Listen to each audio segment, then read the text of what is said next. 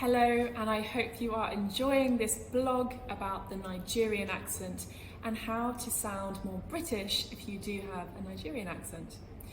So one of the big things that really differentiates the Nigerian accent from the British English accent is the length of the vowels.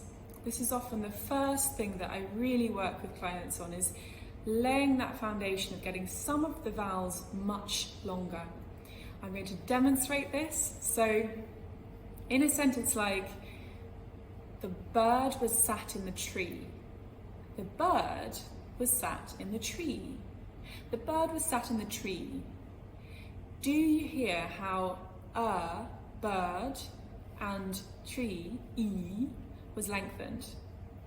So that, hopefully you did, that is basically what I'm talking about. So we need to master where those longer sounds are in order to get under the skin and get the British intonation, stress, rhythm, melody.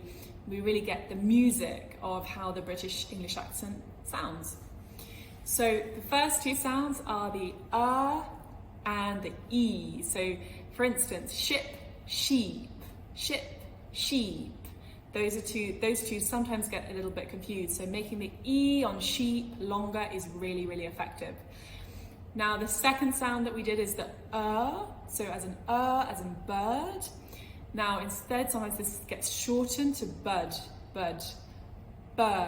Notice also the shape of my lips, steady and long. They don't really move, you just get your lips there, bird, and they stay there until you've got to the D, which is the consonant. And the third thing that I often work with clients on is actually diphthong, O. Now often this needs more openness in the mouth. So this can sometimes come as a kind of short O sound. So really enjoy the journey. You see the j, that's that O. Mouth open, then goes to a small hole.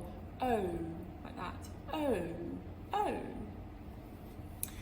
And one consonant I'm going to bring in is the TH. So things can sometimes sound like tings, things, tings. So make sure to get the tongue out underneath the teeth, things. And ing at the end of words, singing. You want to make sure, instead of singing, sometimes there's a tendency to just say singing. So tongue goes up at the back, reaches the top of the roof of the mouth, but at the back of the mouth, and you want to just softly roll it. It's not a hard G, so it's not singing, but just singing. So there you have it, some sounds to really zone in on and focus in on to sound more British. I really hope that helps, and I really hope you enjoyed this vlog. Thanks for watching.